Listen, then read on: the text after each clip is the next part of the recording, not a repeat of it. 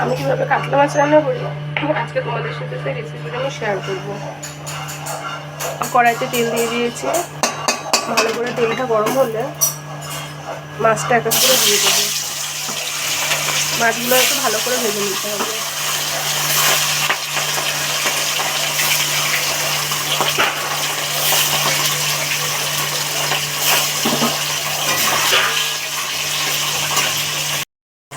মাছটা এবার একটু উল্টে দেবো।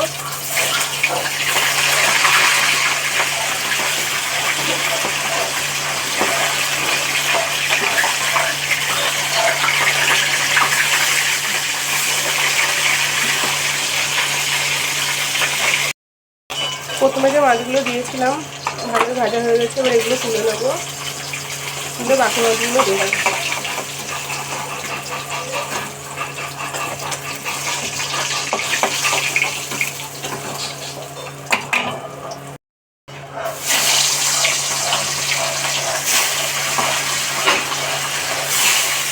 এবার বাকি মাছগুলো এরকম থেকে ভেজে নেবো ভালো করে।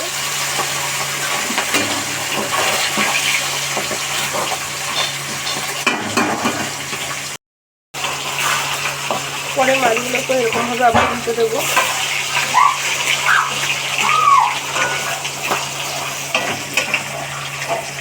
আস্তে আস্তে সব মাছই ভাজা হয়ে গেলে শুধু আর 3টে মাছই আছে।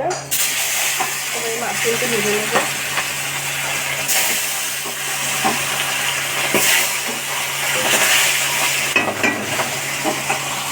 আর একটু আদা লঙ্কা বাটা দিয়ে আমি এখন একটু মিক্সিতে মশলাটা করে দিই। মিক্সিতে আদা কাঁচা লঙ্কা দিয়ে দিয়েছি, আর দিয়ে দেবো কটা গোলমরিচ, কারণ আমরা তো শুকনো লঙ্কা খাই না, তাই গোলমরিচের ফ্লেভারটা আসলে একটু ঝাঁঝ ভাব থেকে। মাছ ভাজা ডাল। এবার কড়াইতে তেলের মধ্যে একটু গোটা জিরে, গরম মশলা আর 2টো তেজপাতা দিয়ে দিলাম।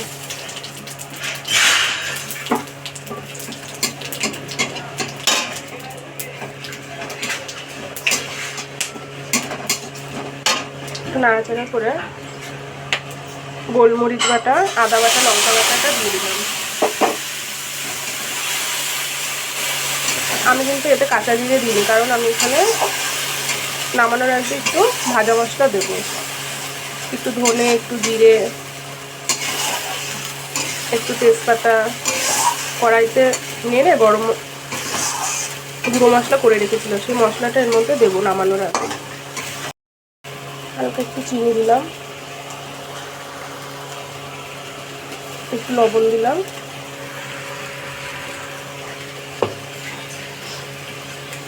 দেবো একটু হলুদ। মশলাটা এবার 5-10 মিনিট ভালোভাবে কষাবো।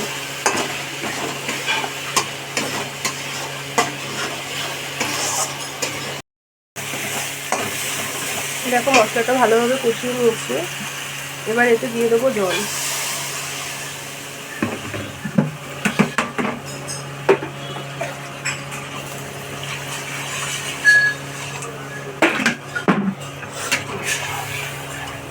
আমি তোমাদের আগেই বলেছিলাম এর মধ্যে দেবো ভাজা মশলা, জিরে, ধনে, তেজপাতা, শুকনো লঙ্কা সব একসাথে করে ভেজে রেখেছিলাম, সেই ভাজা মশলাটা দিয়ে দিলাম।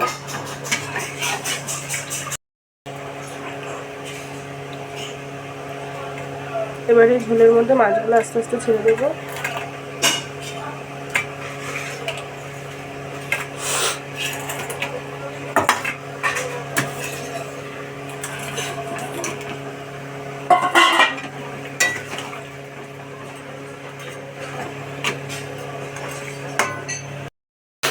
এবার মাছটাকে ভালোভাবে 10 থেকে 10 মিনিট, 5 মিনিট কি 10 মিনিট ভালোভাবে ফোটাতে হবে।